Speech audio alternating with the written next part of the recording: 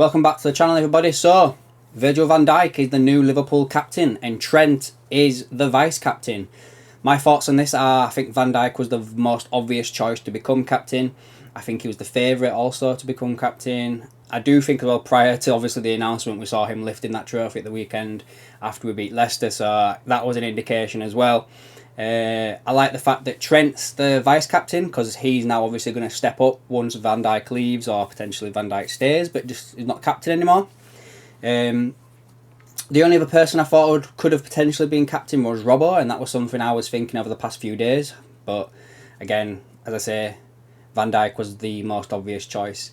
The only thing I would say about Van Dijk is his length of his contract. I think he's got like 2 years left. I think this time next year he'd have 1 year left on his deal.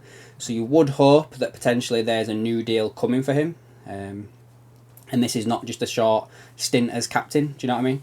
So let's see what happens. You know, he's made some comments today about learning from Henderson and Milner on how to be a captain. He thinks that Trent's going to be a very good vice captain and they can count on each other. He mentioned that there's now like new members into this leadership group. We've got Robbo, Alisson and Mo Salah are now part of this leadership group where they're all like obviously the leaders of the group. And basically he just wants to just forget about last season and move on and kickstart again this year and put Meccas all proud. Basically he says it's a very proud moment for him. So yeah, I like it. I like a defender being captain. I like a midfielder being captain. I'm not too much of a fan on a striker being captain, and I think that's what ruled out Mo Salah for me. Alisson as well could have been captain, but then that's, again, I'd rather defend a midfielder before a goalkeeper. But yeah, Van Dijk's the new captain of Liverpool, and you know, let's see if he lifts any more trophies over the coming season, shall we say. Next up, just to cover off this bit, Liverpool are interested in some youngsters. One from Leicester is a midfielder, and I think the other one is a defender from West Ham, I think, or maybe they're both midfielders, but one's Leicester and one's West Ham. Both very close for signing. I think they're about 16-year-olds, so there's nothing major to expect that they'll jump straight into the first team. But it's worth noting that, you know, Liverpool again are bringing in these youngsters. You know, we've seen ones like Ben Doak and Harvey Elliott get game time lately. So who's to say, like, you know, these kids could hit the ground running this season with the youngster team, and then next summer they might be in the full squad when they go on tour again, and who knows, maybe they could get a start again, you know, like Ben Doak does every now and again. So then lastly in this video, guys, I wanted to touch on this. Now, we had an article that came out today from Paul Joyce saying that Liverpool are to make a second bid for Romeo Lavia, who's rated at £50 million.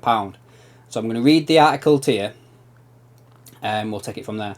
So, Jurgen Klopp wants midfield reinforcements, not reinforcement, reinforcements, with Fabinho set to follow Jordan Henderson to Saudi Arabia. Liverpool will step up their pursuit of Lavia by making a second bid for the midfielder that is nearer to Southampton's £50 million asking price. An offer of £34 million plus 4 in add-ons was rejected last week. However, they are now the club are now braced for another approach from Jurgen Klopp's side. Lavia has emerged as Klopp's prime target to bolster his midfield options, with Fabinho set to follow Jordan Henderson to Saudi Arabia. Why did you put that again? Lavia made 29 appearances last season and also has attracted attention from Chelsea as an alternative to Moses Caicedo. However, Lavia is keen to join Liverpool, who have already added McAllister and Szoboszlai to their squad this window. Klopp has utilised Trent, Curtis Jones and 18-year-old James McConnelly in the number 6 role in pre-season, but needs another specialist, with Stefan Bajcetic, also 18, working his way back from injury. One of the reasons why Liverpool were reluctant to meet Southampton's price tag was because of the impact of Bajcetic, who is a year younger than Lavia last season. However, that stance has been changed by the interest in Fabinho from Saudi Arabia and the departure of Henderson. Klopp also stated he would ideally want to sign a defender this summer, with Joe Matip entering the final year of his contract.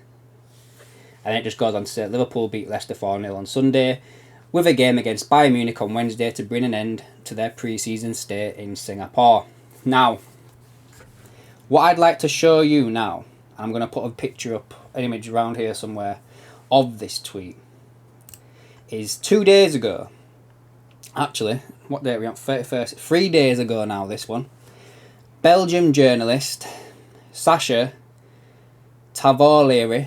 Sorry guys, I'm sorry mate, I'm really bad at names. He tweeted out, "As far as I know, there's no need to worry for Romeo Lavia to Liverpool.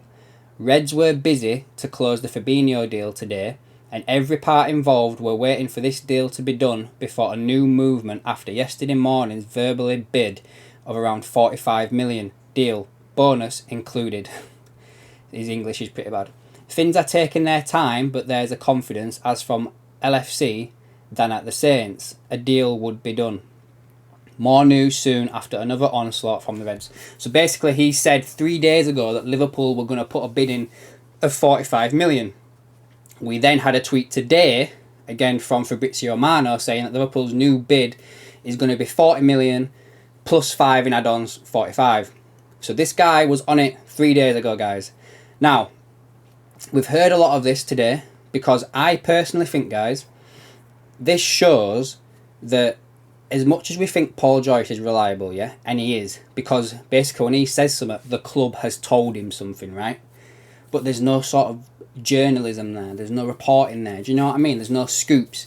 This guy here knew this 3 days ago. Paul Joyce has said nothing until the club have told him that he can say something. Do you know what I mean there? So I guess I don't know what I'm trying to say there, but just figure it out. You know, Paul Joyce only says stuff when he's been told by the club, basically. Now, I would say, because all these journalists have all been briefed about this bid, not the Sasha guy, the local clique, right? I think that bid's already gone in. As much as Fabrizio Romano says it's not gone in this morning, and as Paul Joyce says that Liverpool are ready for it, I reckon that bid's gone in. I reckon they're already on to the finer details of that deal, and this week, as I said on Sunday, will be the time where we potentially get Lavia done. And you want to get him done because we've got another friendly a week today against Darmstadt in Preston, yeah? So you want him to at least get a game under his belt before we play Chelsea that Sunday, which is a week on Sunday this week. So, Lavia, let's see what happens there, guys, yeah? Could be a very important couple of days coming up.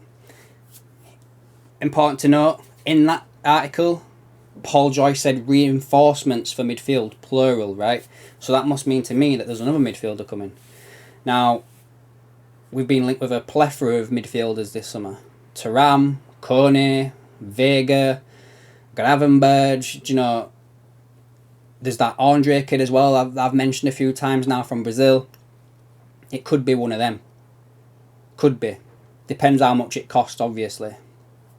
And then he also says he wants to get a centre-back. Now, Levi Colwill and Vardiol are not on the table for me. They're too expensive. Colwill will probably cost 60, 70, and Vardiol would be the most expensive centre-back in the world to get him out of Leipzig. As in, Man City are struggling to sign the kid now, with all their money. So, for me, I think the defender Liverpool signed this summer, if I had to pick one out of thin air now, it would be that Inacio at Sporting Lisbon, just because he's got a fairly low release clause of about 35 million to 40 million. I'm not 100% sure on them numbers, but he would be the one that I'd potentially keep an eye on. You never know as well, like some of these defenders that have played in pre-season, maybe one of them get kept around as well. I know that's not something you all want to hear. You all want to see us go buy somebody, but at the end of the day, if Levi Colwill had come up through Liverpool's academy, would we be saying the same thing about going to go to get him to play now, or would we want to go buy somebody else? I don't know. I'm not saying that we shouldn't go buy another one. I'm just saying sometimes you may find that you've already got someone at the club. Do you know what I mean? But anyway, if I had to pick a hat out, as I said, for a defender to come in this window, it would be that Inacio from Sporting Lisbon. So keep an eye on that one. And yeah, guys, I think that'll do that for today. Hope you've all had a good day. If there's any more news that breaks, either tonight or tomorrow or whenever, I'll be back with another video. Until then, I'll catch you in the next one.